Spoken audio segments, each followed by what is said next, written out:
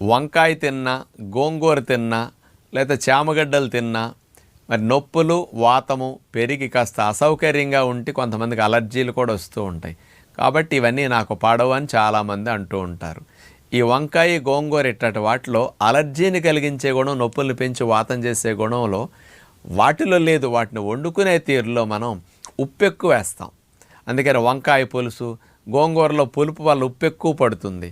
చామగడ్డల పులుసు, కంద, గుమ్మడికాయ పులుసులో వండినప్పుడు మామూలు కూరలు ఉప్పు వేసినప్పుడు ఎంత పడితే చింతపండు వేసి గొజ్జు పిసికిని పోసిన తర్వాత అందులో ఉప్పు 2-3 రెట్లు ఎక్కువ పడుతుంది.